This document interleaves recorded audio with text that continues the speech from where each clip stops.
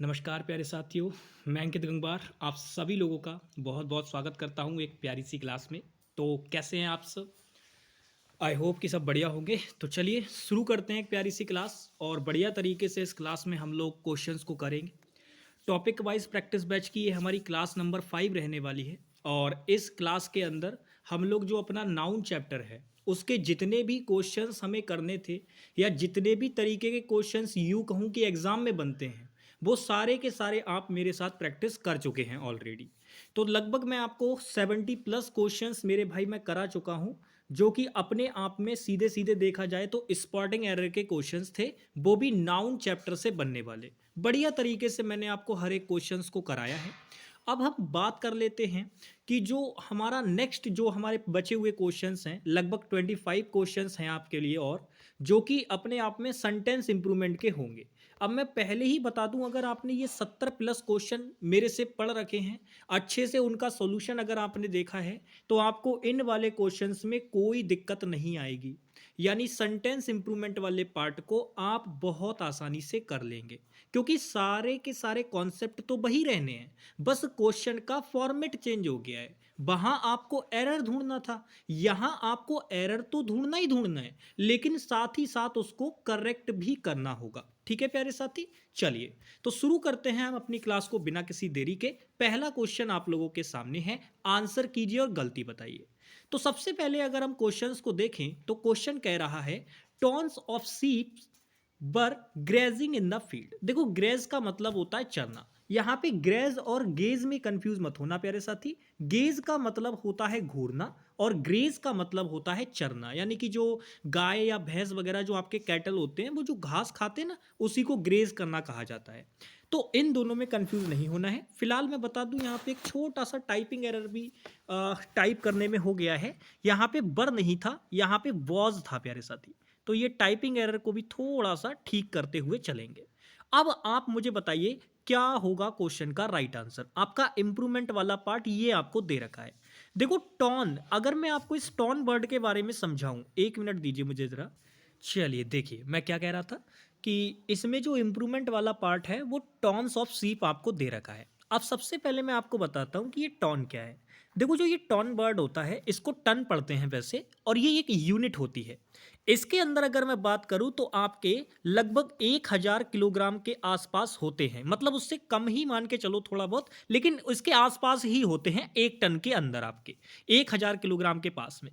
तो मेरे प्यारे साथी यहां पे आप मुझे बताओ क्या किलोग्राम में सीप्स बताना चाह रहे हो? आप जो भेड़े हैं आपकी उनको 1000 किलोग्राम में बताओगे कि भाई 1000 किलोग्राम जो भेड़े हैं, लगभग हजारों किलोग्राम जो भेड़े हैं वो फील्ड में चल रही हैं, तो ये तो गलत बात हो जाएगी। तो ये असल में जो यहाँ पे ये ग्रुप लगा के दिया गया है आपको, ये जो टन यूज किया गया है ये एक यूनिट है और जिसका यहाँ पे कोई मतलब नहीं है लगाने का, तो टन तो नहीं आएगा, ये तो गलत हो गया। अब अगर ये गलत हो गया तो ये तो मैंने बता दिया था, एक एरर यहाँ पे भाई गड़बड़ टाइपिंग एरर हो गया ये, तो ये तो वॉज है ही आपका। अब यहाँ पे मैं आपको बता दूं, असल में जो आपकी ये फ्लॉक्स हैं, यानी कि जो आपकी ये सीप हैं, इनके ग्रुप की बात हो रही है और इनके ग्रुप को कहा जाता है फ्लॉक। यानी कि आपको जब कलेक्टिव नाउन मैंने पढ़ा रहा था तो मैंने वहाँ पे आपको लिस्ट लिखवाई थी एक, उसमें मैंने हर तरीके के आपको बताए थे जो इंपॉर्टेंट होते हैं। मैंने कहा था शेर के ग्रुप को हम क्या कहते हैं, प्राइड कहते हैं। ऐसी हर्ड भी बताया था, ऐसी पैक भी बताया था आपको, स्वार्म बताया था, स्कूल बताया था, सोल बताया था, क्लास बताया था। ठीक है, ऐसी अगर हम बात करें बैटरी बताया था, बहुत सारे आपको ग्रुप बताए थे हमने। तो वहीं से एक ग्रुप यहाँ पे और यूज हुआ है, वो है फ्लोक। फ्लोक जो होता है ये बेसिकली उन जानवरों के लिए आता है जो कि मेरे प्यारे साथी झुंड बनाकर रहते हैं। किस में रहते हैं? झुंड बनाकर रहते हैं। तो सीप आप देखना, जो सीप होती हैं, जो भेड़ होती हैं, वो भी तो झुंड में ही रहती हैं। तो प्यारे साथी हमारे क्वेश्चन का राइट आंसर जो हो जाएगा वो ए ऑप्शन हो जाएगा। बाकी मैंने आप सबसे पहले तो ये बात समझो, क्या मैंने आपको नाउन चैप्टर में ये बात नहीं बताई थी कि सीप एक ऐसा नाउन होता है, सीप एक ऐसा नाउन होता है, आप इसको सिंगुलर में यूज करें या प्लूरल में यूज करें, इसमें कभी भी एस या एस नहीं लगेगा, ये ऐसा ही रहेगा। ये सिंगुलर प्लूरल दोनों में ऐसा ही यूज होता है। तो आपने यहां तो एस लगा दिया, यहां भी एस लगा दिया, यहां ये टॉन की वजह से गड़बड़ हो गया, तो नो इंप्रूवमेंट हो नहीं सकता। यानी हमारे क्वेश्चन का राइट आंसर क्या होगा? First option. क्या होगा प्यारे साथी? फर्स्ट ऑप्शन हमारे क्वेश्चन का राइट आंसर होगा। चलिए सेकंड क्वेश्चन पे चलते हैं। जरा बताइए इस क्वेश्चन का आंसर क्या होगा, बताइए। क्वेश्चन पढ़िए जरा। कह रहे India has lost a veteran actor with the deceased of Shriram लागू। ठीक है, तो आप मुझे बताइएगा ये किसी डिसीज का नाम यहाँ पे लिख रखा है, तो यहाँ पे बता रहा है कि इंडिया ने एक बहुत ही कुशल एक्टर खो दिया। मतलब भाई वेटरन का मतलब होता है वो व्यक्ति जिसके पास बहुत सारे टैलेंट्स हो, बहुत ज़्यादा, एकदम ऐसा मान के चलो बहुत सारे काम कर लेता हो वो व्यक्ति, इतना ज़्यादा टैलेंटेड हो कि जिस भी काम को करने लगे उस पर एकदम महारत हासिल कर ले, उसको वेटरन बोला जाता है। ठीक है, कुशल बोलते हैं इसको हिंदी में। तो यहाँ पे अगर हम बात करें, आपका इंप्रूवमेंट करने वाला भाग जो दे रखा है वो ये है। अब आप मुझे बताओ क्या डिसीज्ड होगा भाई? वो डिसीज्ड हो गए थे इस चीज से, इसलिए ऐसा हुआ, इसलिए हमने खो दिया? नहीं प्यारे साथी, वो एक्सपायर हो गए। क्यों? क्योंकि उनकी जो थी वो क्या हो गई थी मेरे भाई? डेथ हो गई थी, डेथ हो गई थी। तो अब अगर मैं बात करूं तो हो सकता है कई सारे बच्चे यहाँ पे सोच रहे हो कि भैया जी एक्सपायर्ड लगा देते हैं, लेकिन मेरे प्यारे साथी आप एक बात बताओ, अगर आप एक्सपायर्ड लगा दोगे तो क्या ये वर्ब नहीं है? ऐसी अगर मैं बात करूं, यहां पे नो इंप्रूवमेंट तो हो नहीं सकता क्योंकि डिसीज्ड लगा रहे हो। डिसीज बोलते, विद द डिसीज ऑफ बोलते तब तो ठीक था, तो ये भी गलत हो जाएगा। अब यहां पे अगर हम बात करें तो हमारे क्वेश्चन का जो आंसर बनेगा वो प्यारे साथी ना तो ये ब्रीमेंट बनने वाला है ना एक्सपायर्ड बनने वाला है। यहाँ डिमाइज वर्ड हमारा राइट आंसर होगा, क्योंकि डिमाइज जो वर्ड होता है वो एक पार्ट्स ऑफ स्पीच के अकॉर्डिंग नाउन होता है और इसका मतलब होता है मृत्यु। इसका मतलब क्या होता है? मृत्यु। ठीक है भाई, इसका मतलब क्या होता है? मृत्यु होता है। तो यही हमारे क्वेश्चन का क्या हो जाएगा? राइट आंसर हो जाएगा। नो इंप्रूवमेंट होगा नहीं क्योंकि गलती दे रखी है। तो आंसर हम क्या लगा देंगे प्यारे साथी? D option. डी ऑप्शन हम अपने क्वेश्चन का क्या लगा देंगे? राइट आंसर लगा देंगे। ठीक है जी, चलिए आगे चलते हैं। बढ़िया क्वेश्चन था, लेकिन इसमें केवल आपको बस पता है क्या करना था? यही चीज जब हम एरर की क्वेश्चन कर रहे थे तब भी हमने ये चीज देखी थी कि भाई केवल केवल हमें क्या देखना था? Parts of speech. ये क्वेश्चन भी पार्ट्स ऑफ स्पीच पे ही बेस्ड था। कैसे भाई? आप जानते हो द आर्टिकल है, तो आर्टिकल तो किसी नाउन के लिए ही आता है, तो यहां पर तो ये डिसीज्ड एडजेक्टिव दे रखा है, तो ये बात गलत हो गई। हाँ, केवल डिसीज बोलता तब मेरे भाई वो अपने आप में नाउन हो जाता। फिलहाल ये डिसीज वो वाला भी नहीं है, अगर आप ध्यान से देखोगे तो ये डिसीज वो वाला नहीं है। कहीं इसको आप समझ लो ये दो वो वाला डिसीज है, बीमारी वाला नहीं, वो नहीं है, ये दूसरा डिसीज है आपका। ठीक है, तो ये ध्यान रखना। नेक्स्ट आ जाओ, नेक्स्ट क्वेश्चन। ये क्वेश्चन भी बढ़िया है, बड़ा क्वेश्चन है लेकिन आसानी से कर लोगे। क्वेश्चन पढ़ो। कह रहा है the Delhi Birla international school alumnus occupy leading positions in different areas of profession and service. अब सबसे पहले आप मुझे ये बताइए कि इस क्वेश्चन में क्या दिक्कत है? क्या सारी चीजें इस क्वेश्चन में ठीक दे रखी हैं या कोई दिक्कत है इस क्वेश्चन के अंदर? तो सबसे पहले आप मेरे प्यारे साथी बात को समझिएगा। अगर मैं आपको बता दूं तो आपका इंप्रूवमेंट करने वाला पार्ट जो है वो ये दे रखा है, इसको आपको इंप्रूव करना है। अब इसमें अगर आप नोटिस करोगे तो आपको कई बार ऐसे क्वेश्चन देखने को मिलेंगे। सेंटेंस इंप्रूवमेंट के क्वेश्चन को पहले मैं अटेम्प्ट करने का एक बार तरीका बताता हूं। 2 क्वेश्चन मैं ऑलरेडी करा चुका हूं, अब मैं आपको एक अटेम्प्ट करने का तरीका बताता हूं। जो भी सेंटेंस इंप्रूवमेंट का क्वेश्चन आए, आपका सबसे पहला काम होना चाहिए उसका इंप्रूवमेंट कौन सा भाग करना है उसको देखना है सबसे पहले। अगर आप जैसे ही देखेंगे तो 2 तरीके आपके सामने निकल के आएंगे। एक तो इस तरीके के क्वेश्चन जिसको आपको देखते ही, जो ये पार्ट होगा ये वाला पार्ट, इसको देखते ही आपको अंदाजा लग जाएगा कि आप इसको डायरेक्ट कर सकते हैं या नहीं। या कभी कभी ऐसा होगा कि जब आप इसको पढ़ोगे तो आपको कोई अंदाजा नहीं लगेगा और आपको पूरा क्वेश्चन पढ़ने की भी नीड पड़ सकती है, ताकि इधर उधर से रेफरेंस लेके आंसर निकाल पाए आप। तो 2 तरीके के क्वेश्चन आते हैं। अब जैसे इसको मैं बात करूं तो ये पहले तरीके का क्वेश्चन है, मुझे पूरा क्वेश्चन पढ़ने की जरूरत ही नहीं पड़ेगी। इसमें मुझे यहीं से पता चल गया कि क्या गलती है और कैसे इसको ठीक करना है। क्योंकि अब देखो मैं बता रहा हूं कि कैसे पता चला मुझे। ये जो एल्यूमिनस वर्ड है, ये यहां पे अभी जो लिखा हुआ है ये एक नाउन है और यही यहां पे सब्जेक्ट भी बन रहा है। तो मैं आपको बता दूं ये नाउन है और ये कैसा है? ये अपने आप में सिंगुलर नाउन है। ये कैसा नाउन है? सिंगुलर नाउन है। अब आप बताओ, अगर ये सिंगुलर नाउन यहां पे लिखा हुआ है तो मेरे प्यारे साथी क्या इसके साथ सिंगुलर वर्ब नहीं आनी चाहिए थी? बट एग्जामिनर ने तो प्लूरल वर्ब लगा रखी है। कल की क्लास में ही बताया था कि अगर वर्ब बेस फॉर्म में लिखी हुई होती है तो वो प्लूरल होती है। पर यहां तो ये बेस फॉर्म में ही लिखी हुई है, तो ये तो प्लूरल वर्ब हो गई, लेकिन हमारा नाउन तो सिंगुलर था। तो अब बताओ क्या आपको गलती मिल गई नहीं मिल गई यहां पे? तो आप कहेंगे भैया जी बात बिल्कुल सही है आपकी, यहां पे गलती मिल चुकी है, इसका मतलब नो इंप्रूवमेंट तो नहीं होगा। अब गलती सुधारो। अब अगर आप यहां पे नोटिस करोगे तो ये एल्यूमिनस है और उसके साथ यहां पे ऑक्युपाई दे रखा है, बिल्कुल ठीक है, मान सकते हैं। आगे आप नोटिस करो मेरे प्यारे साथी, यहां पे एल्यूमिनस ऑक्युपाइंग दे रखा है, बिल्कुल भी नहीं होगा। यहां पे एल्यूमिनी ऑक्युपाई होगा, हो सकता है भाई, बिल्कुल हो सकता है, लेकिन दोनों में से क्या आएगा ये बताना है। अब यहां पे आप नोटिस करोगे तो कई सारे बच्चे इन दो ऑप्शन में फंसेंगे और मैं उससे में फंसने नहीं दूंगा आपको। हो सकता है कि कई बच्चे ये देख ले कि भैया जी ये सिंगुलर नाउन है और यहां पे ये सिंगुलर वर्ब भी लगा रखी है, इसका मतलब आंसर ए वाला ऑप्शन हो जाएगा और लगा देंगे और कहेंगे हमें इंग्लिश आती है और खुश हो जाएंगे। बट बेटा गलत हो गई बात। अब आप कहेंगे भैया जी क्यों, ये सिंगुलर नाउन है, ये सिंगुलर वर्ब आ जाएगी इसके साथ। आप क्वेश्चन को आगे देखे ही नहीं हो, इसीलिए ये क्वेश्चन गलत हो रहा है। मैं क्या कह रहा हूं, हमेशा जरूरी नहीं है कि जब आप क्वेश्चन के जो इंप्रूवमेंट वाला भाग है उसको पढ़ के क्वेश्चन ठीक ही कर दोगे। आपको कभी कभी इधर उधर क्वेश्चन की रेफरेंस लेने की जरूरत पड़ेगी, इधर उधर के पार्ट से। अब आप यहां पे अगर पहले वाला ऑप्शन लगा दोगे गलती कर दोगे क्वेश्चन में, क्योंकि आप मुझे बताओ एल्यूमिनस ऑक्युपाई, भाई इसने लीडिंग पोजीशंस को ऑक्युपाई किया है, पोजीशंस प्राप्त की है। अगर इसने पोजीशंस प्राप्त की हैं तो क्या ये एक से ज्यादा नहीं होगा? भाई अगर एक ही होता तो पोजीशन प्राप्त करता ना, पर यहां तो पोजीशंस प्राप्त कर रखी हैं, इसका मतलब तो ये एक से ज्यादा है, और एक से ज्यादा है तो सीधी सी बात है कि यहां पर जो हम ये नाउन सिंगुलर यूज कर रहे हैं ये सिंगुलर नहीं होगा प्यारे साथी, हमें इसको प्लूरल बनाना पड़ेगा। ये सिंगुलर में यूज नहीं होगा, यहां पे प्लूरल में यूज करना पड़ेगा, तब इधर की स्टेटमेंट वेरीफाई होगी। और इसमें तो चेंज कर ही नहीं सकते, हमें करना इतने ही भाग में चेंज है।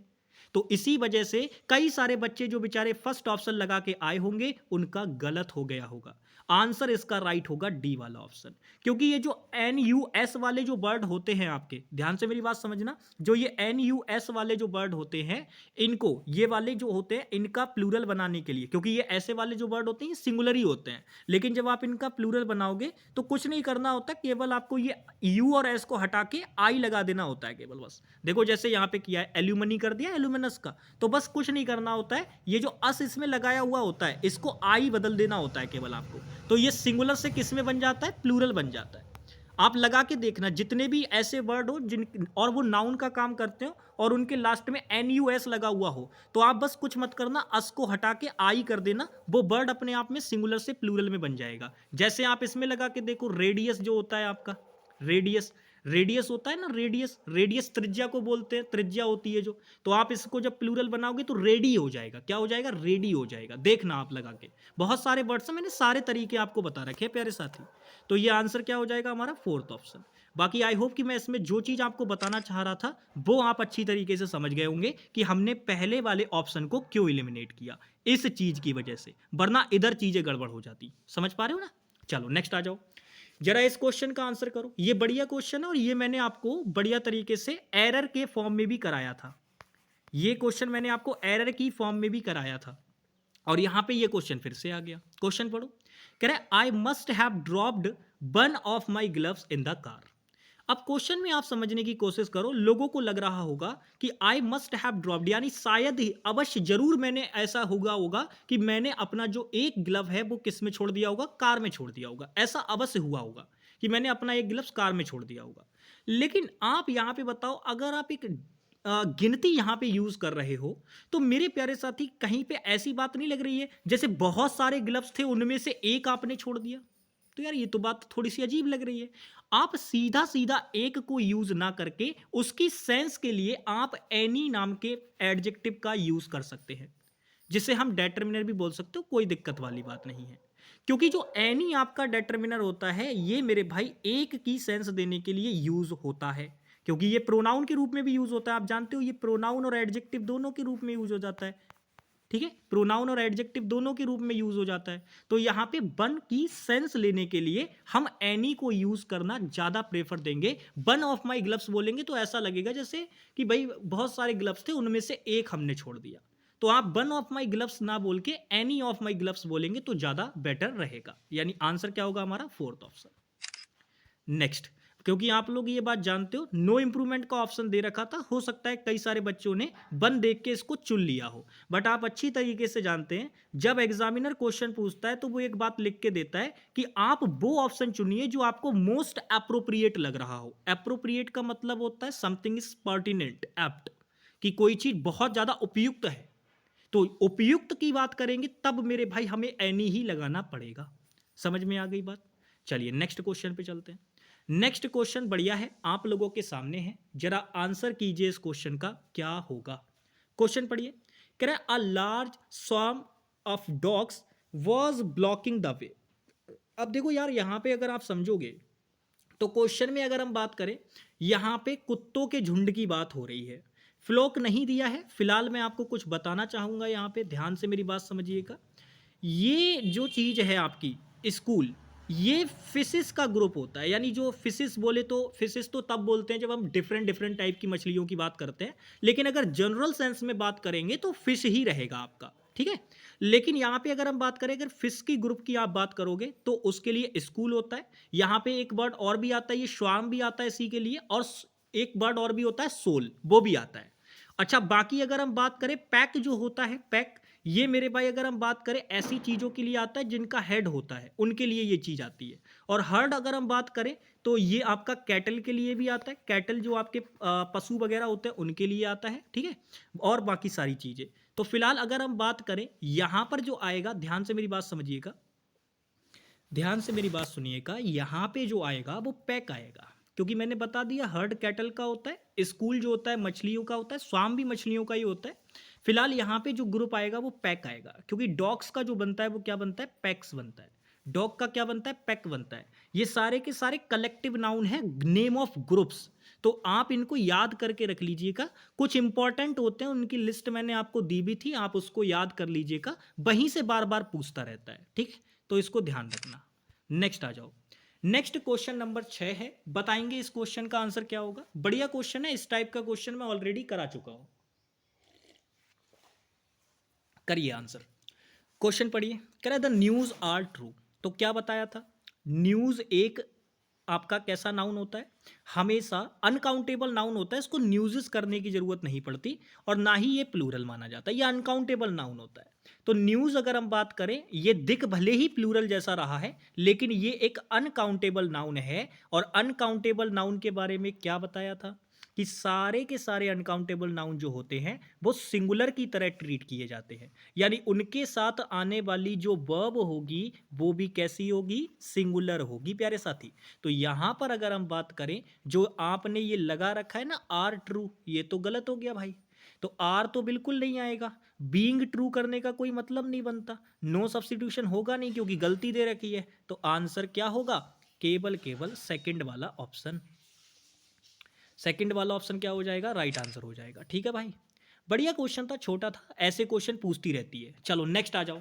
अब इस क्वेश्चन का आंसर आप करेंगे, इस क्वेश्चन का आंसर आप करेंगे, पीछे पूरा कॉन्सेप्ट बताया था अभी जस्ट। क्वेश्चन पढ़ो, कह रहे the plants readily respond to these stimulus.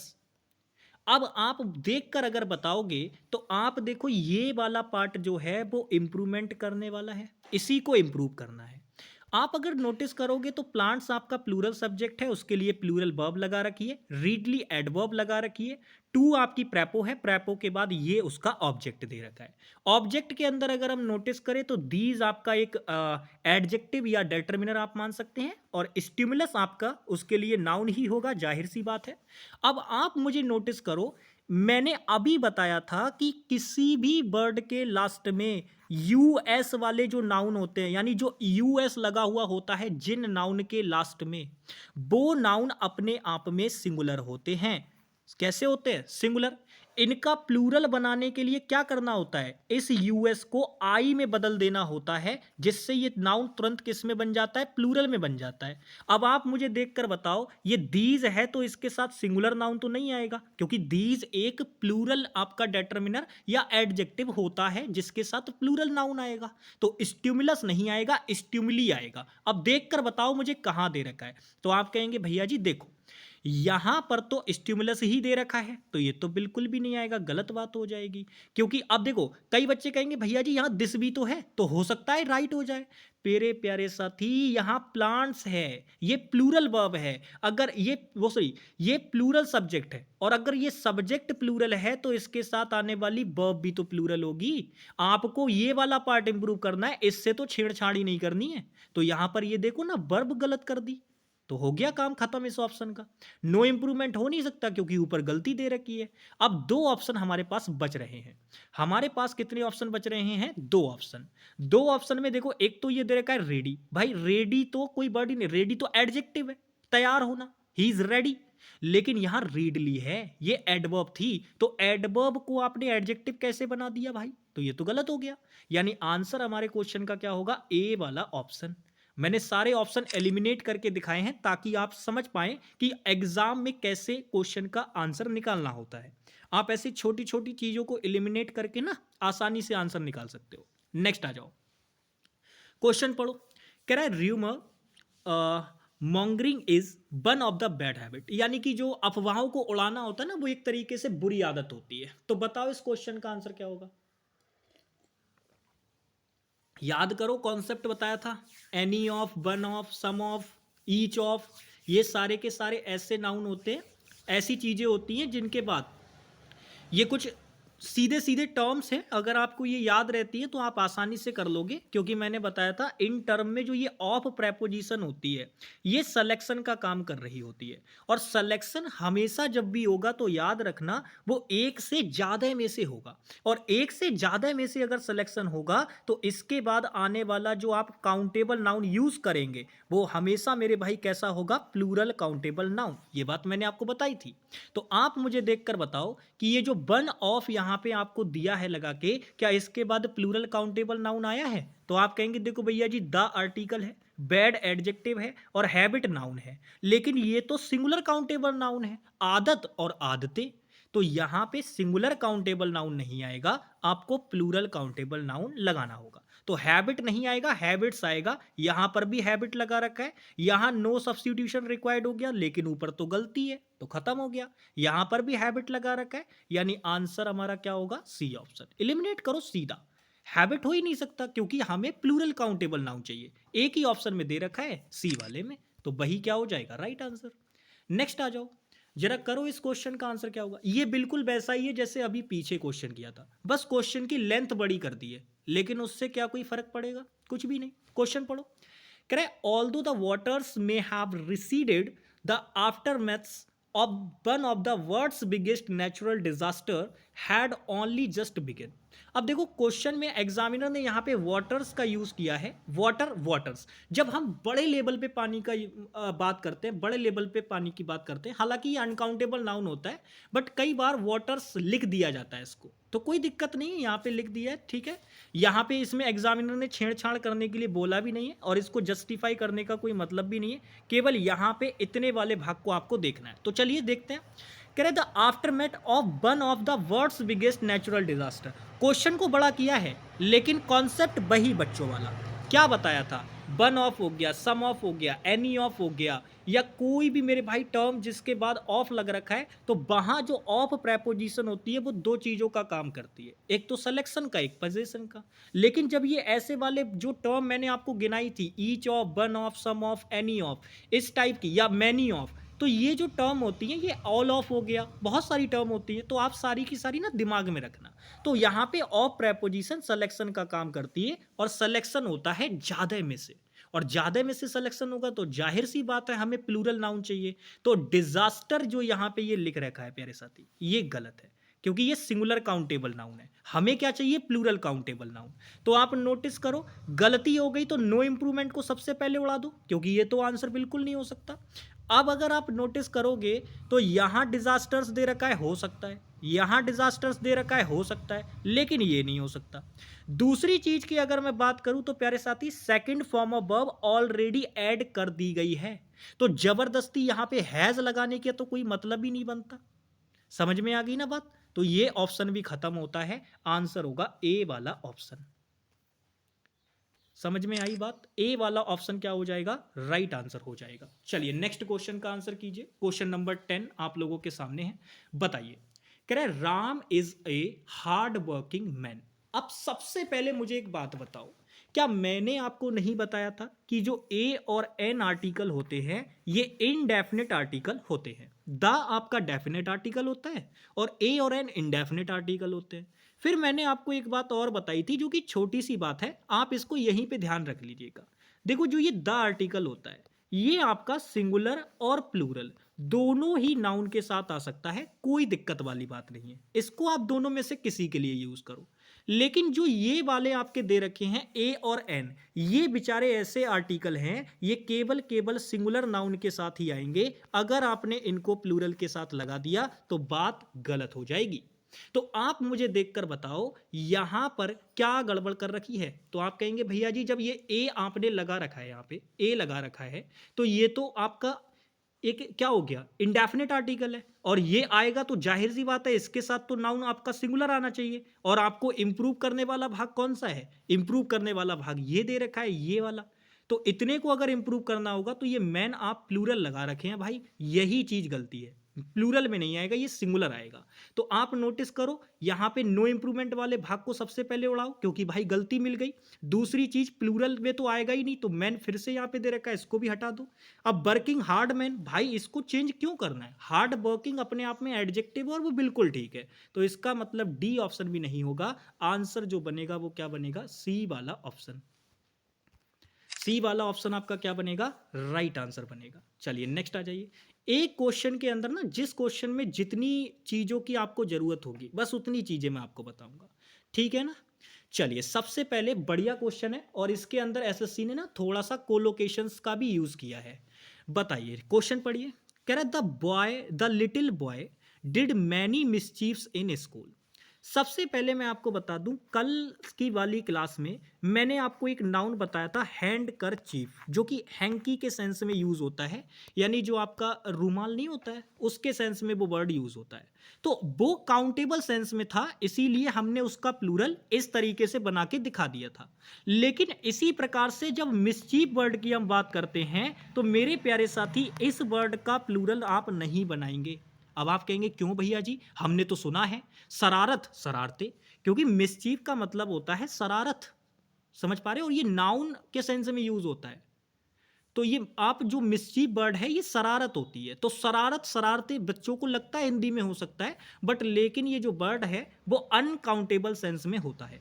तो आपको ये बात ध्यान रखनी है, जो ये मिसचीफ वर्ड होता है ये आपका अनकाउंटेबल नाउन होता है, और अनकाउंटेबल नाउन होगा तो आपको ये बात याद रखनी है कि उसको तो हमेशा सिंगुलर में यूज करते हैं भाई, ऐसे आईएस लगाने का कोई मतलब ही नहीं है। तो अनकाउंटेबल नाउन हमेशा सिंगुलर में यूज होते हैं, हमने मिसचीफ में से एस हटा दिया, यानी हमें क्वेश्चन में गलती तो मिल गई। लेकिन आपको क्या लग रहा है केवल यही गलती है? नहीं, इस क्वेश्चन के अंदर अभी दो गलतियां और हैं, वो समझो। आपके पास दो टर्म होती हैं, एक तो टर्म होती है मैनी और एक टर्म होती है मेरे भाई क्या? मच। अब यहां पे ये भी समझ के जाओ क्योंकि इससे भी क्वेश्चन पूछती है एसएससी।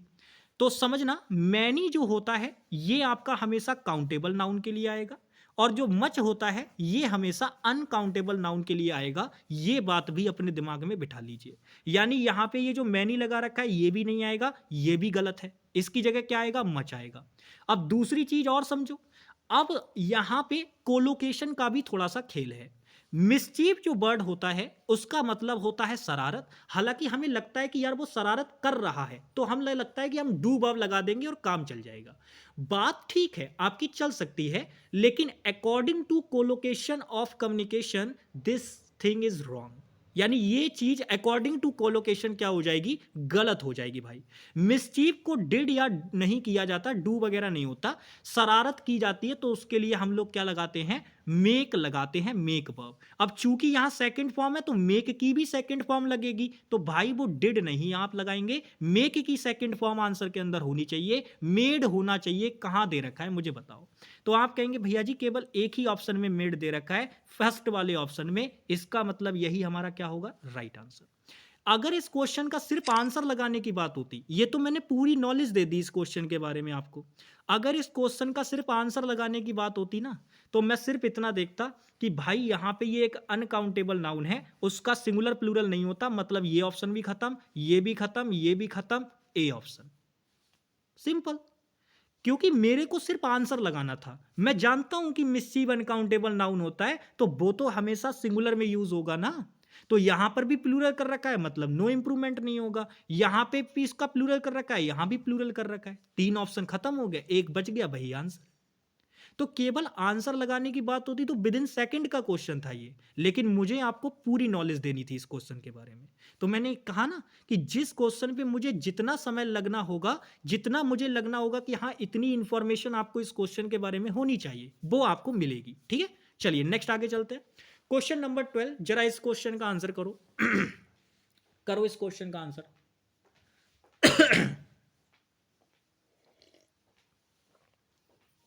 बढ़िया क्वेश्चन है, क्वेश्चन पढ़ो। कह रहा है no other information was conveyed to him. देखो, अब अगर इस क्वेश्चन का सिर्फ आंसर लगाना है ना, तो सबसे पहले तो आप ये देखो, ये जो इंफॉर्मेशंस वर्ड है, क्या ये पॉसिबल है? आप मुझे बताओ, क्या इंफॉर्मेशन वर्ड पॉसिबल है? तो आप कहेंगे भैया जी ये तो अनकाउंटेबल नाउन होता है, और अभी पीछे आपने बताया था कि अनकाउंटेबल नाउन हमेशा सिंगुलर यूज होंगे, उनका प्लूरल नहीं किया जाता।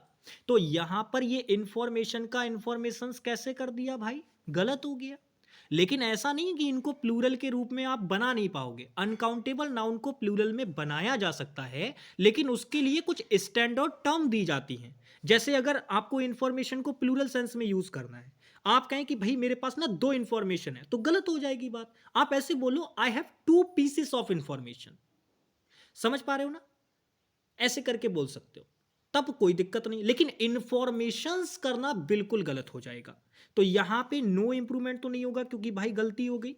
अनदर, नन अनदर इंफॉर्मेशन, कोई मतलब नहीं है, चेंज नहीं करना। यहां पे अदर्स इंफॉर्मेशन, भाई कोई मतलब ही नहीं है। पजेशन का क्या मतलब? अदर, अन्य किसी की इंफॉर्मेशन की बात थोड़ी ना हो रही है। वो कह रहा है कि मेरे पास भाई कोई खबर नहीं है, कोई खबर नहीं है जो मैं तुम्हें बताऊं। I have no information to convey to you, मेरे पास कोई इंफॉर्मेशन नहीं है। तो ये भी चीज गलत है, ऐसा भी आपको नहीं करना है। आंसर जो इसका बनेगा वो सी ऑप्शन बनेगा, नो अदर इंफॉर्मेशन। सिंपल है। और बाकी तो आपको ये देखना था कि भाई बस ऐसी ही टर्म मिल जाए मिलती जुलती। तो नो अदर देखो इसमें दे रखा है, और इन्फॉर्मेशन होगा नहीं क्योंकि अनकाउंटेबल नाउन है, तो सिंगुलर रहना चाहिए। तो केवल यही ऑप्शन था जो बढ़िया तरीके से इससे पूरी तरीके से रिलेवेंट था। बाकी सारे ऑप्शंस में तो इलॉजिकल चीजें ऐड कर रखी थी। ठीक है, नेक्स्ट आ जाओ। ये क्वेश्चन, वाह भाई गजब, बेहतरीन क्वेश्चन है ये क्वेश्चन इतना बढ़िया लगा मुझे पर्सनली, बहुत ज्यादा। अब ये क्वेश्चन बड़ा है, बच्चा देख के डर गया होगा इस क्वेश्चन को पेपर में, लेकिन इस क्वेश्चन में कुछ भी नहीं है। अगर आपको सिर्फ थोड़ी सी जानकारी है, और आपने बढ़िया तरीके से अगर चीजों को पढ़ा है, और लिस्ट आपने एक बार रिवाइज की है अच्छी तरीके से, तो आप इस क्वेश्चन को बहुत आसानी से कर देंगे। क्वेश्चन पढ़िए मेरे साथ। कह रहा है he indicated that a vigorous recovery program was being carried out, 19,000 reminders had been issued and thousands of summons sent. मतलब भाई ऐसी चीजें हुई कि बिगोरस रिकवरी प्रोग्राम था, उसको कैरी किया गया, और लगभग 90,000 रिमाइंडर उसके लिए इशू किए गए, और बहुत सारे हजारों समन उसको भेजे गए, लेकिन फिर भी क्या ही बताई जाए, नहीं आया वो। तो ऐसी कुछ बातें हैं यहाँ पे। अब यहाँ पे पता है क्या दिक्कत है? आपको पूरा क्वेश्चन पढ़ना भी नहीं था, आपको बस इतना देखना था कि यार ये जो वर्ड है, ये जो वर्ड है, ये इतना वाला पार्ट आपको क्या करना है? इंप्रूव करना है। अब इसने वाले पार्ट के अंदर अगर हम देखें, तो मेरे प्यारे साथी यहां पे सेकंड फॉर्म ऑफ वर्ब यानी कि पास्ट के बारे में पता चल रहा है। अगर यहां से समझ में ना आ रहा हो तो मेरे प्यारे साथी यहां देख लो, वॉज दे रखा है, यानी कि पास्ट की बात हो रही है। तो प्रेजेंट आंसर में नहीं आएगा, प्रेजेंट आंसर में नहीं आएगा, क्योंकि टेंस का रिलेशन कॉन्सेप्ट क्या कहता है कि भाई पास्ट के साथ पास्ट का रिलेशन होता है। तो ये तो 2 ऑप्शन खत्म हो गए। अब गलती मैं आपको गिनाता हूं, गलती यहां पे कहां हुई है, आप याद करो। क्या ये कुछ मिलती जुलती चीजें लग रही हैं आपको? क्या ऐसा कुछ मैंने आपको एरर वाले क्वेश्चंस में कराया था? तो आप कहेंगे भैया जी बिल्कुल आपने कराया था, आपने बताया था कि एक यूनिट आपको दे रखी होगी, फिर ऑफ वाला स्ट्रक्चर तब यूज होगा जब यूनिट के आगे कोई डिजिट नहीं दे रखी होगी। आप मुझे बताओ 1000 से पहले कोई डिजिट दे रखी है क्या? तो आप कहेंगे नहीं दे रखी। और ऐसे में मैंने क्या कहा था, जब यूनिट के साथ में कोई डिजिट ना दे रखी हो तब वो यूनिट प्लूरल सेंस में यूज करते हैं। क्या कर रखी है? जी बिल्कुल। और मैंने कहा था फिर ऐसे केस में हमें ऑफ वाला स्ट्रक्चर यूज करना होता है। क्या कर रखा है? जी बिल्कुल ठीक है। फिर मैंने कहा था इसके बाद जो मेन नाउन जिसकी हम बात कर रहे होंगे वो भी आपका प्लूरल सेंस में यूज होगा ऐसे केस में, और वो डिजिट वाले केस में भी प्लूरल सेंस में यूज होता है। वो डिपेंड करता है पूरी तरीके से कि डिजिट आपने कौन सी यूज की है। आपको मैंने बताया था ये बात। तो मेरे प्यारे साथी अगर मैं बात करूं, यहां पे अगर आप नोटिस करोगे तो यहां पे ये जो समन वर्ड है इसी को देख के बच्चा कंफ्यूज होगा। बाकी सारी चीजें ठीक है, मैंने कहा मेन नाउन प्लूरल सेंस में होना चाहिए। अब बच्चा क्या देखेगा? समन, समन का मतलब होता है बुलावा, तो ये एस लग रखा है, इसका मतलब ये प्लूरल है, और बच्चा तुरंत इसको नो इंप्रूवमेंट मार के आगे बढ़ जाएगा। और यहीं पे हो जाता है खेला खत्म। यानी कि आपने गलती यहीं कर दी, क्योंकि आपको समन वर्ड के बारे में जानकारी नहीं है, इसीलिए आपने गलती कर दी। मैं आपको बता दूं जो ये समन वर्ड होता है मेरे प्यारे साथी, ये अभी जैसा लिखा हुआ है ना, ये जो समन वर्ड जो ऐसा आपके सामने लिखा हुआ है, ये अपने आप में अभी सिंगुलर लिखा हुआ है। आप कह रहे हो हैं भाई ऐसा भी हो सकता है? अरे यार याद करो, क्या आपको मैंने ये नहीं बताया था कि कुछ वर्ड ऐसे होते हैं जो दिखने में प्लूरल होते हैं लेकिन असल में वो सिंगुलर होते हैं? वो समन वर्ड उसी कैटेगरी का है आपका। अब ये दिखने में आपको प्लूरल लग रहा है क्योंकि इसमें एस ऐड हो रखा है, लेकिन असल में ये प्लूरल है नहीं, ये सिंगुलर वर्ड है आपका। इसका प्लूरल बनाने के लिए आपको इसमें अलग से ईएस ऐड करना पड़ेगा।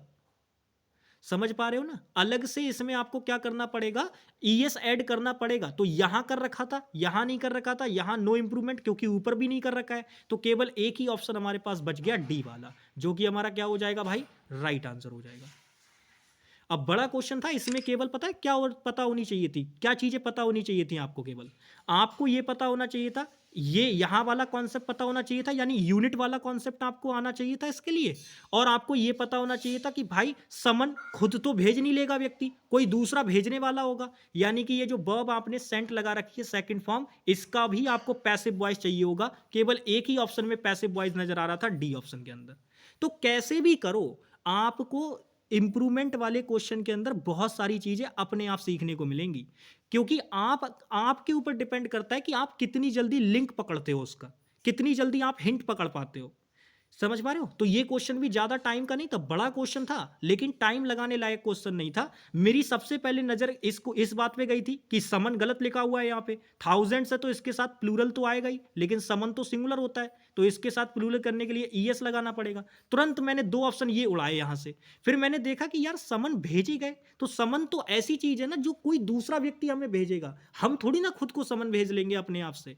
तो ये वो चीज है जो कोई दूसरा व्यक्ति करेगा, और जब सब्जेक्ट खुद काम नहीं करता कोई दूसरा काम करता है तो फिर वो तो पैसिव सेंस हो जाती है। तो यहां पे पैसिव सेंस के लिए बी प्लस थर्ड फॉर्म होना चाहिए, जो कि डी ऑप्शन में नजर आ रहा था। इतना काम करने में मुश्किल से 5 से 6 सेकंड लगते काफी थे, यानी डी ऑप्शन आपका क्या हो जाएगा? Right answer. नेक्स्ट आ जाओ भाई।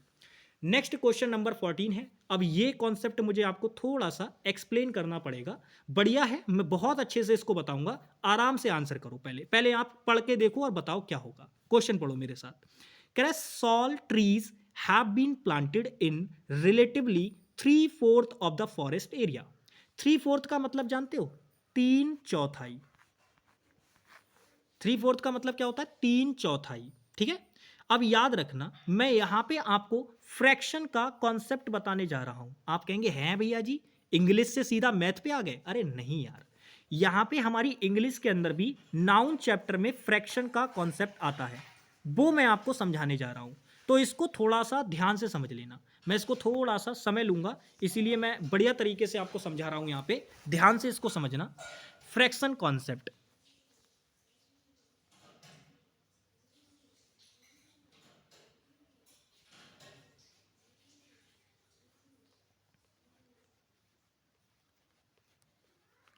फ्रैक्शन कॉन्सेप्ट, इसको मैं यहां पे समझाने जा रहा हूं, ध्यान से मेरी बात समझना। जब भी आपकी फ्रैक्शन कुछ इस प्रकार की दे रखी हो जिसमें आपका ऊपर की तरफ बन रहा हो, कोई भी फ्रैक्शन दे रखी हो, चाहे 1/2 दे रखी हो, ध्यान से मेरी बात समझना, चाहे 1/2 दे रखी हो, चाहे 1/3 दे रखी हो, चाहे 1/4 दे रखी हो, ये वाली जो फ्रैक्शन है जिनमें आपको ऊपर 1 दे रखा होगा, उन फ्रैक्शंस को लिखते समय आप दोनों ही वर्ड को 1/4, 1/3, 1/12, ठीक है, तो इनको यहां पे ये तो हाफ ही होता है मेरे भाई, ये तो इसका तो नहीं पूछता जल्दी, लेकिन ये 1/3 और 1/4 बहुत पूछता है। तो आपको याद रखना है जो ये वाली फ्रैक्शन आपकी दे रखी है, जो 1 वाली जिनमें ऊपर 1 बन रहा होगा, इन फ्रैक्शन की दोनों ही वर्ड, यानी ये ऊपर वाला और नीचे वाला 1/3, 1/4, ये आप ऐसे जो वर्ड हैं आपके, इनको दोनों को ही आप सिंगुलर में लिखेंगे। लिख के बताऊं कैसे लिखना होता है, देखो, अगर मुझे 1/3 को इंग्लिश में लिखना है तो मैं कैसे लिखूंगा, 1 और थर्ड, ATHIRD, इस प्रकार से। मैं इसको थर्ड्स नहीं करूंगा, वो गलत हो जाएगा, मतलब प्लूरल नहीं करना है, आपको सिंगुलर ही रखना है इसको, 1/3।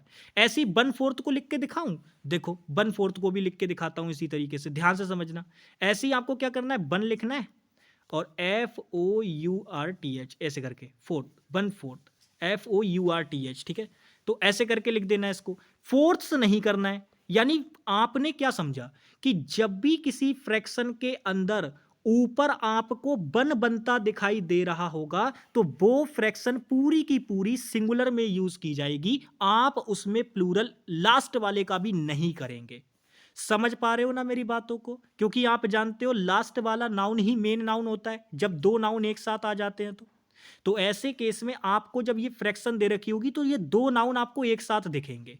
तो आप देखेंगे जब ऊपर 1 दे रखा होगा ना, 1 वाली जब फ्रैक्शन होगी, 1/3 आपका, 1/3, 1/4, 1/5 ऐसे वाली, यानी 1/3, 1/4, 1/5 ऐसे वाली, तो आप दोनों को ही सिंगुलर में रखेंगे। ये पॉइंट बहुत इंपॉर्टेंट है, इसको याद रखना।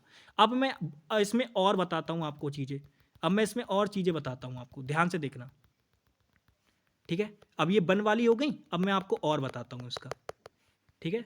1 मिनट दीजिए मुझे, मैं इरेज कर लूँ भाई ये थोड़ा सा जरा, ये हो गया। अब मैं आपको इसमें और बताता हूँ, एक पॉइंट और है इसके अंदर, फ्रैक्शन के अंदर, फिर आपका फ्रैक्शन का क्वेश्चन गलत नहीं होगा कभी भी। एक चीज और है, देखो फ्रैक्शन के अंदर अब मैं आपको बताता हूँ कि ऊपर 1 के अलावा अगर आपको 2 से लेके 9 तक और कोई भी नंबर दिख जाए, यानी 2/3 हो जाए या 4/5 हो जाए, या कोई भी नंबर A to Z, कोई भी नंबर आपको दिख जाए, ठीक है, 3/6 हो जाए, 3/8 हो जाए, या 5/6 हो जाए, कुछ भी सही।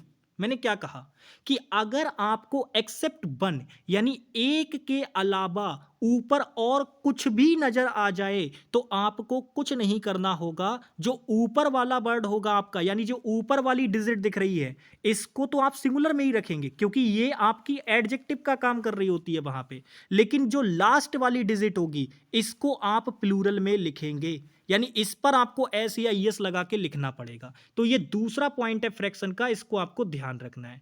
तो आपने यहां से क्या समझा, समराइज करता हूं कॉन्सेप्ट को, समराइज करता हूं, ध्यान से समझना। जैसे मैं इसको लिख के दिखाता हूं, ये 2/3 है, इसको लिख के दिखाता हूं। इसको लिखने के लिए आप लिखेंगे तो आपको लगेगा कि आप बोल रहे हैं 2/3, लेकिन असल में 2/3 नहीं होगा वो, ऐसे मैंने लिख दिया। तो अगर 2/3 लिख दिया तो ये चीज गलत हो जाएगी, ये चीज क्या हो जाएगी, गलत हो जाएगी। आपको इस फ्रैक्शन को लिखने के लिए क्या लिखना होगा, 2 और थर्ड्स, ये लिखना पड़ेगा, ठीक है, तब आपका सही बनेगा। तो आशा करता हूं कि आप ये फ्रैक्शन वाली बात समझ गए होंगे। अब बस मैं इसको केवल समराइज करने जा रहा हूं इस कॉन्सेप्ट को, उसको आप ध्यान रखना।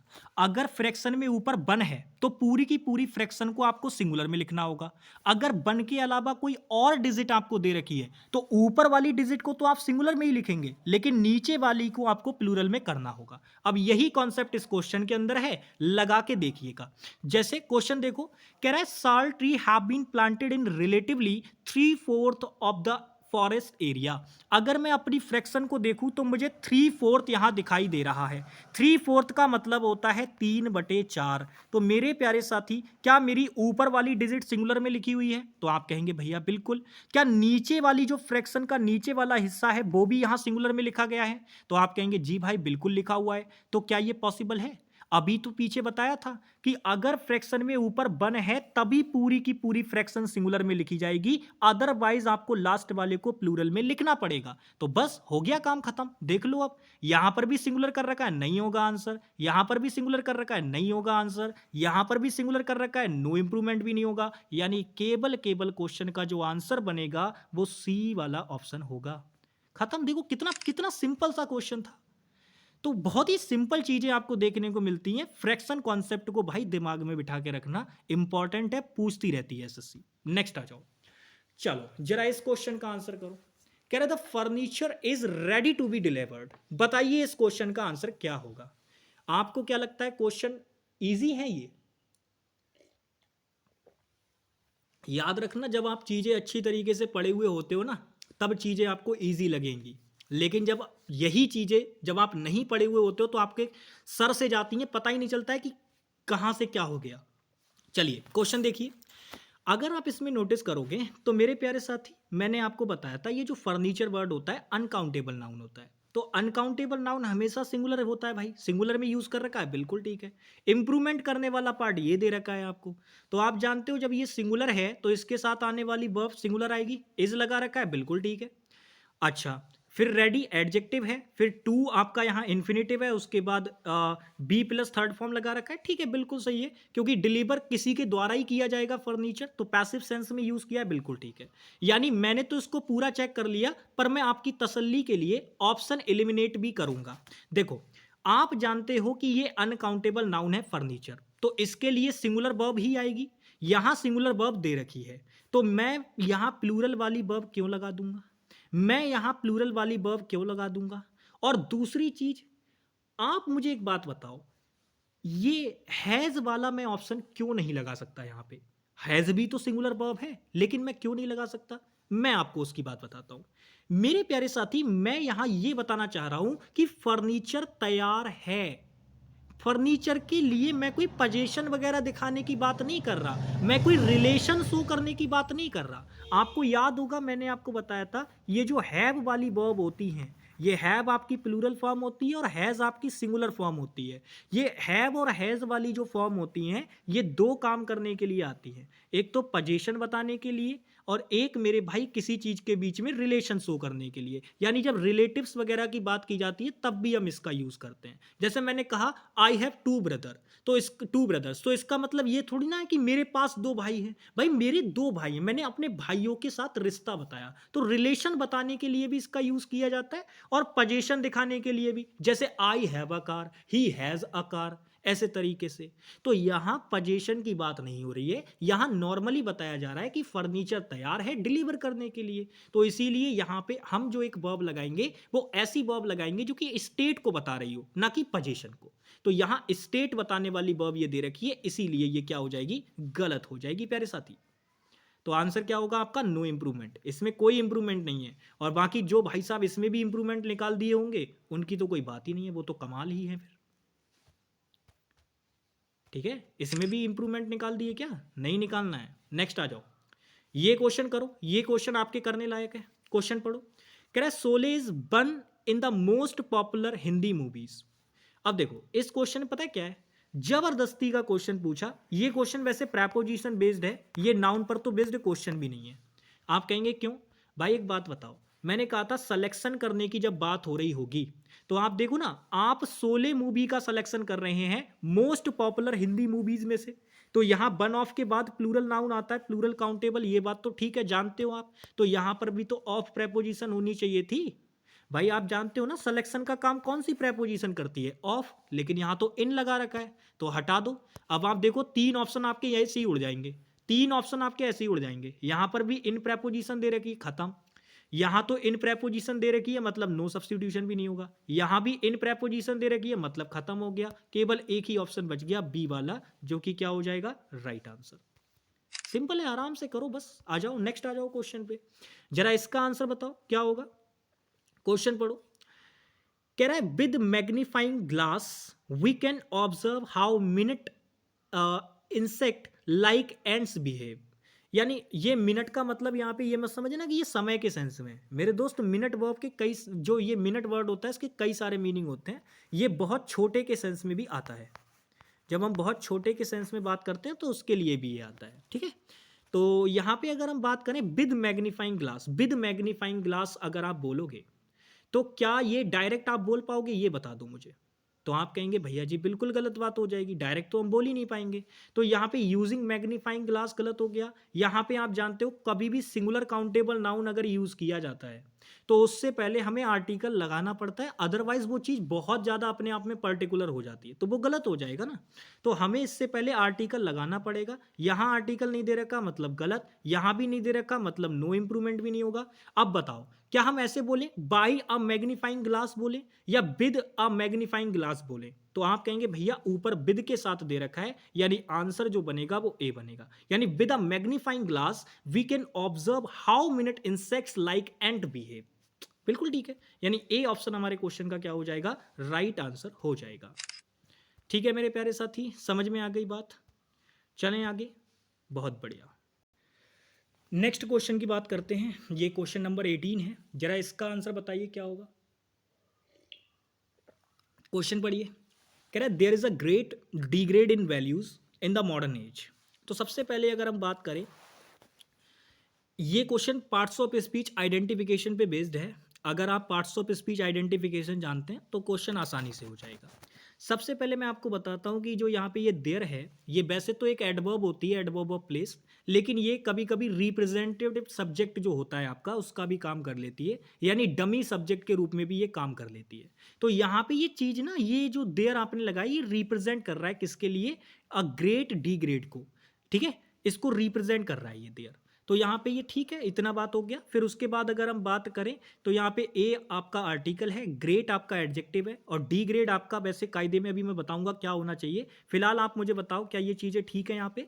फिर आगे देखो इन प्रेपो दे रखी है, प्रेपो के बाद उसका ऑब्जेक्ट वैल्यूज, ठीक है बिल्कुल नाउन है दे रखा है। फिर इन आपकी प्रेपो है, उसके बाद द आर्टिकल, मॉडर्न आपका मेरे भाई एडजेक्टिव हो जाएगा और एज आपका नाउन हो जाएगा, तो ये भी ठीक है। यानी अगर हम इसमें पार्ट्स ऑफ स्पीच आइडेंटिफिकेशन करके देखें तो यहाँ पे भी सारी चीज़ें ठीक थी और यहाँ तक भी सारी चीज़ें ठीक थी। हमें सस्पिशियस जो वर्ड दिखा वो ये दिखा, क्यों? क्योंकि मेरे प्यारे साथी ये जो डिग्रेड वर्ड होता है इसका मतलब होता है किसी चीज़ में क्या करना, कमी करना, या बेसिकली उसकी थोड़ी वैल्यूज़ को क्या कर देना, गिरा देना, घटा देना, उसको डिग्रेड करना कहते हैं। और ये अपने आप में पार्ट्स ऑफ स्पीच के अकॉर्डिंग वर्ब होती है। क्या होती है? वर्ब। अब आप मुझे बताओ यहां पर आपको क्या दे रखा था, ए आर्टिकल, उसके बाद ग्रेट एडजेक्टिव। अब आप अच्छी तरीके से जानते हैं अगर ये एडजेक्टिव आया है तो जाहिर सी बात है ये किसी ना किसी नाउन के बारे में ही कुछ बताएगा। ऐसे ही अगर ये आर्टिकल यहां आया है तो ये भी किसी ना किसी नाउन को डिटरमाइन करने का ही काम करेगा मेरे प्यारे साथी। लेकिन यहां तो नाउन लगाया ही नहीं है, आपने तो वर्ब लगा रखी है। तो यहां पे यही गलती हो गई, लगाना हमें क्या था, लगाना हमें था नाउन, लेकिन यहां एग्जामिनर ने क्या लगा के दे दी, वर्ब। तो parts of speech identification based गलतियां ऐसे करके करके देता है, लगाना कुछ होगा लगा के कुछ दे देगा। तो हमें नाउन फॉर्म चाहिए, तो याद रखना डी ग्रेड की जो नाउन फॉर्म होती है वो डिग्रेडेशन होती है। क्या होती है प्यारे साथी? डिग्रेडेशन। तो TION बताया था ना, ये जो आपका होता है ION लगा हुआ होगा वही नाउन होगा। यहां डेलिब्रेशन कर दिया तो भाई ये डेलिब्रेट तो वर्ड ही अलग हो गया। डेलिब्रेट का मतलब होता है जानबूझकर किसी काम को करना, वो वर्ब होती है। लेकिन डेलिब्रेशन कर दिया तो ये जानबूझकर होता है और ये नाउन होता है, इंटेंशनल, ठीक है। तो ये भी आंसर नहीं बनेगा। यहां पे डिमॉन्स्ट्रेशन कर दिया, डिमॉन्स्ट्रेट करने का मतलब होता है किसी की तरफ संकेत करना, उसकी नाउन फॉर्म डिमॉन्स्ट्रेशन होती है। तो ये ऐसा ना, ऐसा नहीं कि ये नाउन है नहीं, नीचे वाले वर्ड्स हैं ये भी नाउन, लेकिन ये हमारे वर्ड के कॉन्टेक्स्ट में नहीं है। डी ग्रेड का नाउन फॉर्म केवल अगर आप नोटिस करोगे तो वो ए ऑप्शन में दे रखी है, इसीलिए हमारा ए वाला ऑप्शन क्या हो जाएगा, राइट आंसर। बाकी में नाउन फॉर्म दे रखी है लेकिन वो डी ग्रेड की नहीं है ना, वो किसी और वर्ड की है, तो वो और का आंसर कैसे हो जाएगा। नेक्स्ट आ जाओ, क्वेश्चन नंबर 19, इसका आंसर बताओ क्या होगा। कह रहे I experienced excruciating pen when the hammer fell on my foot. मतलब भाई बहुत ही ज्यादा दर्द हुआ जब जो हथौड़ा था वो मेरे पैर पे गिरा। समझो यार, हथौड़ा अगर आपके पैर पे गिर जाए तो क्या हाल होगी, कितना भयंकर वाला दर्द आपको होगा। तो उसी को यहाँ पे लिख रखा है। सबसे पहले तो आप ये समझो, जो ये पेन वर्ड होता है ये एक तरीके से देखो, दर्द हमें होता है, अगर आपसे पूछा जाए दर्द हो रहा है तो आप तुरंत बोलोगे भाई बता कहाँ हो रहा है। तो मैं कहूँगा यार यहाँ हो रहा है, वो कहेगा दिख तो नहीं रहा है ना।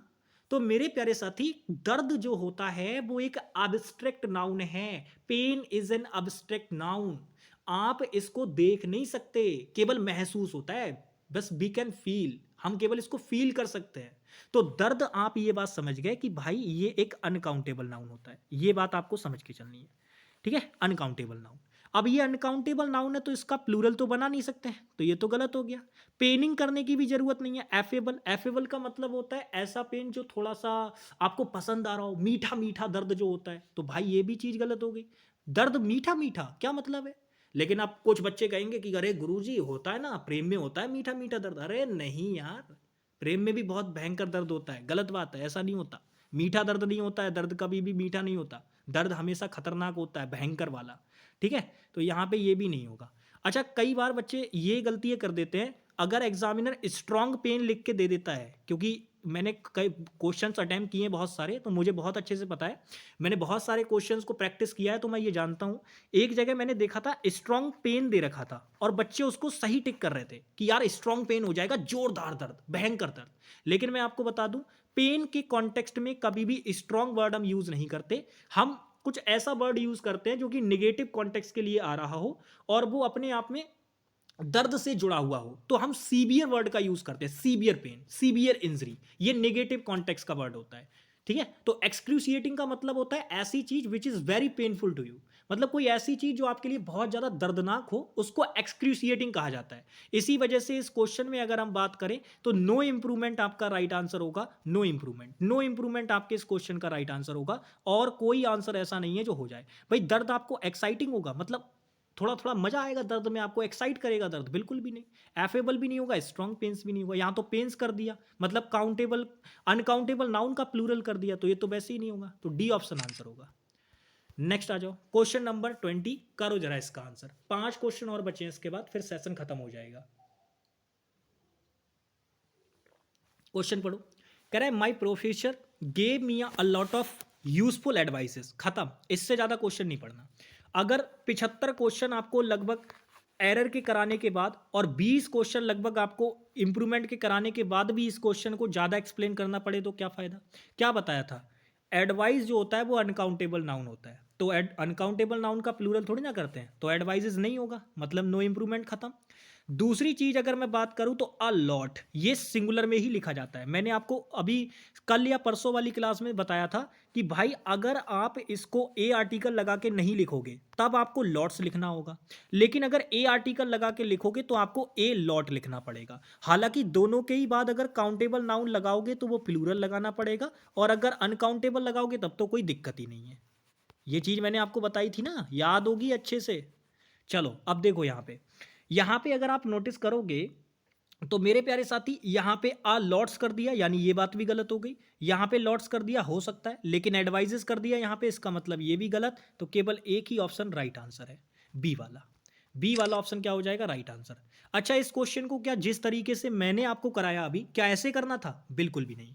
आपको बस केवल इतना देखना था कि एडवाइजेस नहीं होता, क्योंकि अनकाउंटेबल नाउन होता है तो वो हमेशा सिंगुलर यूज होगा, यानी आंसर के अंदर एडवाइज होना चाहिए। अब यहां तो नहीं दे रखा तो इसको हटा दो, यानी नो इंप्रूवमेंट नहीं होगा, एडवाइजेस नहीं होगा, एडवाइजेस नहीं होगा, केवल एडवाइस चाहिए। बी ऑप्शन के अंदर है, यानी बी ऑप्शन हमारा राइट आंसर हो जाएगा।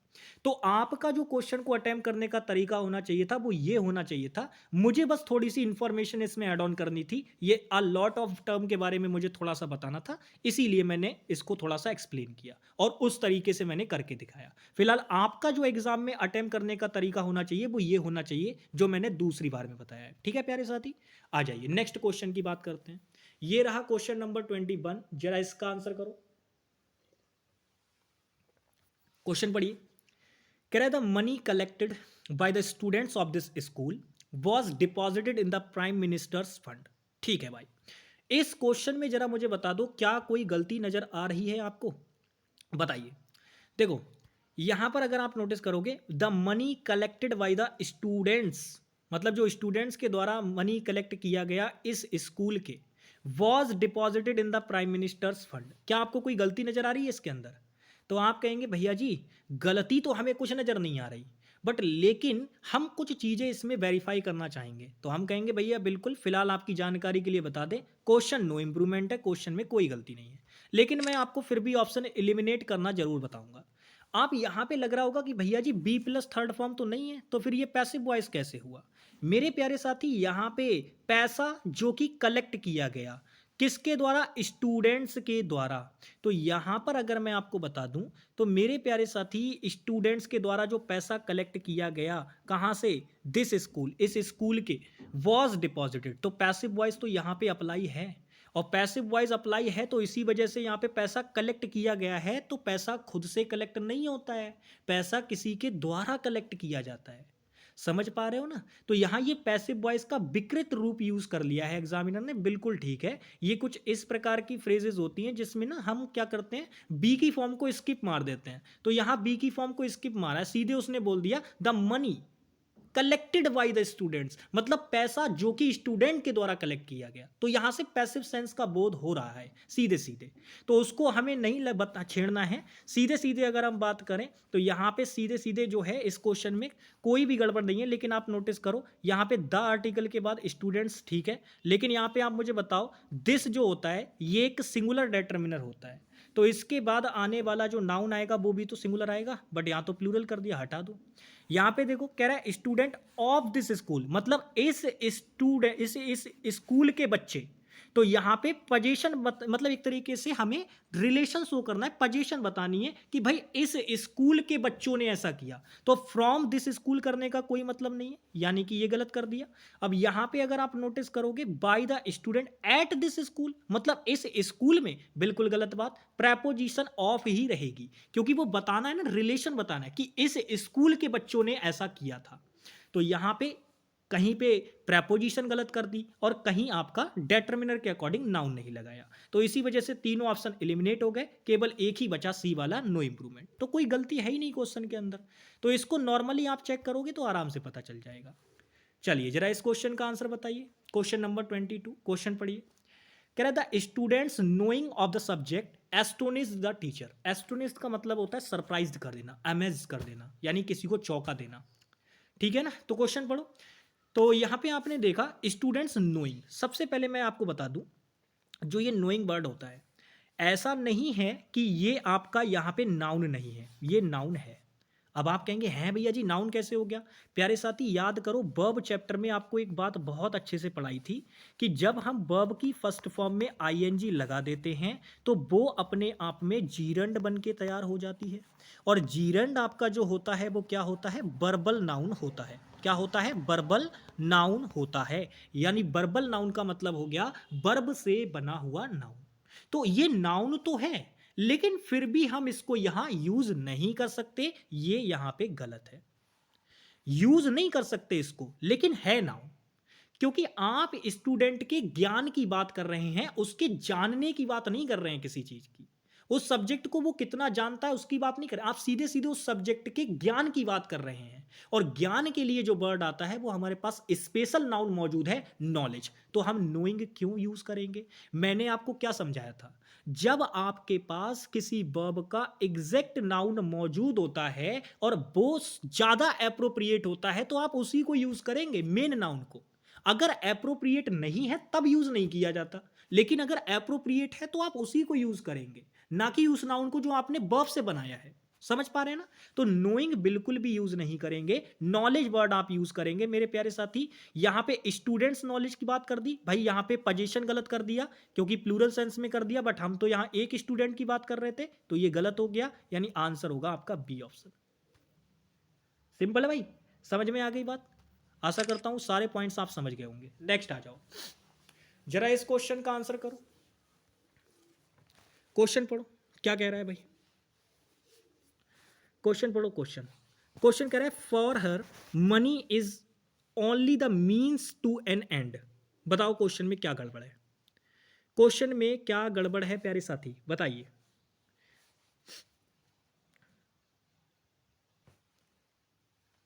Only the means to an end, बताइए क्या गड़बड़ नजर आ रही है आपको? कोई गड़बड़ है इसके अंदर क्या? देखो सबसे पहले अगर हम बात करें यहाँ पे कई सारे बच्चों के दिमाग में एक बात आ रही होगी कि भैया जी क्वेश्चन के अंदर अगर देखा जाए तो इस वाले पार्ट में हमें गड़बड़ लग रही है, बट आपकी जानकारी के लिए मैं बता दूं, जो मीन वर्ड होता है ये अलग होता है और मीन्स वर्ड अलग होता है। इन दोनों वर्ड्स में डिफरेंस है।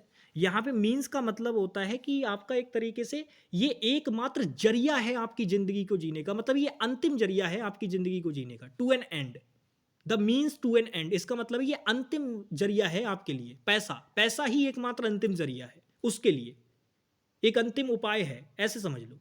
तो यहाँ पे मीन्स वर्ड ही आपका यूज होगा। मीन कर दोगे तो इसका मीनिंग बदल जाएगा, फिर वो अर्थ के सेंस में आ जाएगा। तो मीनिंग चेंज नहीं करना है प्यारे साथी, एकदम ये ठीक दे रखा है, इसमें कोई गड़बड़ नहीं है, चीजें चेंज नहीं करनी है। नो इंप्रूवमेंट आंसर होगा इसका, ठीक है। इसका आंसर क्या होगा? नो इंप्रूवमेंट होगा। नेक्स्ट आ जाओ, क्वेश्चन बताओ जरा इस क्वेश्चन का आंसर। अब देखो ये क्वेश्चन आया उसी तरीके का, जैसा मैं पीछे बता रहा था ना कि आपको जब देखना होगा चीज़ों को, आपको जब लगे कि मेरे प्यारे साथी यहां आपको जो है वर्ब का एकदम मतलब वर्ब से बना हुआ नाउन ज़्यादा अप्रोप्रिएट है मेन नाउन की जगह, तो आप उसको यूज़ करेंगे। क्वेश्चन पढ़ो, कह रहे in the major cities cost of life is very high. जिंदगी का एक तरीके से जो मूल्य है यहाँ पे बहुत महंगा है। द कॉस्ट ऑफ लाइफ, या जीने के लिए जो चीज़ें हैं वहाँ पे वो चीज़ बहुत महंगी है। तो मेरे प्यारे साथी जिंदगी महंगी नहीं है, जिंदगी वहाँ महंगी नहीं है, जो वहाँ पे रहने का जो एक तरीके से तरीका है, जैसे मकान हो गया, बिजली का बिल हो गया, या और सारी चीज़ें हो गई, वो महंगी है। यानी वहाँ पे सस्टेन करना, वहाँ पे रहना, वो चीज़ महंगा है, वहाँ पे बहुत ज़्यादा ऊंचा है, बहुत ज़्यादा महंगा है। तो मेरे प्यारे साथी यहाँ लाइफ वर्ड है एक एक्चुअल नाउन, लेकिन आप इसको यहाँ यूज नहीं कर सकते। यहां आपको वर्ब से बना हुआ नाउन यूज करना होगा। वर्ब होती है लिव, लिव का मतलब एक तरीके से अगर मैं बात करूं रहने के सेंस में आता है, ये वर्ब होती है। ये अगर हम बात करें तो मेरे भाई जब कोई चीज एयर्ड होता है, कोई शो वगैरह, तो उसके लिए भी मेरे भाई ये वर्ड आता है आपका प्रसारित होने के सेंस में, आपने सुना होगा लाइव वर्ड बोलते हैं उसको। फिर तो ये वर्ड अपने आप में ना पार्ट्स ऑफ स्पीच के अकॉर्डिंग वर्ब होता है। अब अगर मैं इससे जीरंड बनाना चाहूं तो क्या नहीं बना सकता? तो आप कहेंगे भैया बिल्कुल बन जाएगी, आप बस कुछ मत करो, ये वर्ब की फर्स्ट फॉर्म है तो आप इसमें आईएनजी लगा दो, बन जाएगी। तो हम क्या कर देंगे? लिविंग कर देंगे। लो बन गई। बस अब यही देख लो कहाँ पे दे रखी है, तो आप नोटिस करो यहाँ पे तो लाइफ दे रखा है। हमें जीरंड चाहिए थी, देखो हमने जीरंड बना दी है आईएनजी फॉर्म लगा के। अब ये हमारे पास जीरंड बन के आ गई, जो कि क्या है? वर्बल नाउन है, जो कि क्या है? एक वर्बल नाउन है। तो यही तो हमें चाहिए था, इसी को लगाना पड़ेगा। अब मेन नाउन हम यूज ही नहीं कर सकते क्योंकि वो कॉन्टेक्स्ट में नहीं आएगा इसके। तो अब आप देखो लिविंग कहाँ है, यहाँ पे नहीं है, इसका मतलब ये नहीं हो सकता। यहाँ पे नो इंप्रूवमेंट भी नहीं होगा क्योंकि ऊपर गलती मिल गई। अब यहाँ लिविंग दे रखा है, यहाँ लिविंग दे रखा है, बट नोटिस करो यहाँ पे इसने आर वर्ब लगाई है। लेकिन मैं आपको बता दूं जो ये कॉस्ट वर्ड होता है ये एक अनकाउंटेबल नाउन होता है, मूल्य, ठीक है। हाउ मैनी कॉस्ट नहीं बोलेंगे, हाउ मच कॉस्ट बोलेंगे, भाई कितना हुआ इसका, ठीक है ना। तो ये अनकाउंटेबल है, और अनकाउंटेबल है तो इसके पास साथ वर्ब कैसी आएगी? सिंगुलर आएगी भाई। बट यहाँ पे तो ये प्लूरल लगा रखी है, तो हटा दो इसको भी, ये भी ऑप्शन खत्म हो गया। आंसर क्या बचा? डी वाला ऑप्शन। चलिए नेक्स्ट क्वेश्चन पे चलते हैं। नेक्स्ट क्वेश्चन नंबर 25, और ये लास्ट क्वेश्चन है, जरा इसका आंसर बताइए क्या होगा। क्वेश्चन पढ़िए, कह रहा है in the park I happen to meet two of my father's friend who had known him for several years. कह रहा है पार्क में, इन द पार्क मतलब पार्क में, आई हैपन टू मीट, मैं मिला, two of my father's friend, अपने पिता के दोस्तों में से दो से। अब आप मुझे एक बात बताओ, क्या इस क्वेश्चन में ज्यादा कुछ खास है? अपने पिता के दोस्तों में से, यानी मेरे पिता की पोजीशन किस पे जाएगी? मेरे दोस्तों पे। तो एफस्ट्रॉफी एस लगा के दोस्तों पे पोजीशन दे दी, बिल्कुल ठीक है। लेकिन क्या इतनी भी जानकारी की जरूरत थी? तो आप कहेंगे भैया ये तो आपने सब बता रखा है हमें, क्वेश्चन तो इतना सरल है कि कुछ पूछो मत। कैसे? आप मुझे बताओ, मैंने क्या कहा था? चाहे आपको यूनिट में बन ऑफ दे लिख के, मतलब चाहे आपको बन ऑफ दे या बन की जगह पे कोई और डिजिट यूज कर ले, 2 ऑफ, 3 ऑफ, 4 ऑफ, 5 ऑफ, कुछ भी बोले चाहे, आपको याद रखना है कि ये ऑफ प्रेपोजिशन ऐसे केस में सिलेक्शन का काम करेगी और इसके बाद आने वाला जो इधर नाउन होगा वो प्लूरल काउंटेबल नाउन आएगा। बहुत बार बता चुका हूं प्यारे साथी, ये क्लास अगर आप देख लेंगे, जो मैंने 5 क्लासेस रिकॉर्ड की हैं, नो डाउट समय मैंने इसलिए लिया है ताकि हर क्वेश्चन में उतनी जानकारी आप तक जरूर पहुंचे जो आपके लिए इंपॉर्टेंट है।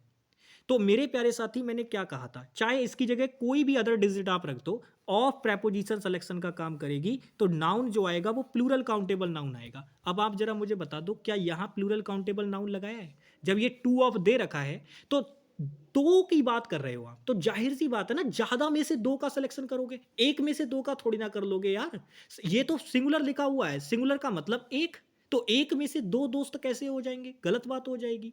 तो मेरे पिताजी के दोस्तों में से दो से मैं मिला, वो वाली बात है। तो ये टू ऑफ के बाद जो यहां नाउन आएगा ये प्लूरल काउंटेबल होना चाहिए, जो कि नहीं दे रखा है। अब किस ऑप्शन में दे रखा है बस वो देख लो। यहां पे नो इंप्रूवमेंट नहीं होगा क्योंकि गलती दे रखी है। अब यहां पे देखो फादर्स फ्रेंड्स, क्या यहां पे दे रखा है? बिल्कुल दे रखा है। यहां फादर फ्रेंड कर दिया, गलत कर दिया। यहां माई फादर्स कर दिया, गलत हो गया मेरे प्यारे साथी। आंसर केवल केवल क्या बनेगा? बी वाला ऑप्शन। इसमें देखो सारी चीजें ठीक दे रखी हैं। टू ऑफ के बाद में देखो यहाँ पे फादर्स फ्रेंड्स, ये इसको देखो प्लूरल सेंस में यूज किया है, बिल्कुल ठीक है। यानी बी ऑप्शन हमारे क्वेश्चन का क्या हो जाएगा? राइट आंसर हो जाएगा।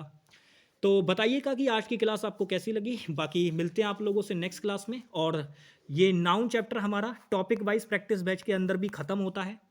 5 क्लासेस में मैंने आपको लगभग 100 क्वेश्चन के आसपास करा दिए हैं। बढ़िया तरीके से आपका पूरा चैप्टर खत्म हो गया।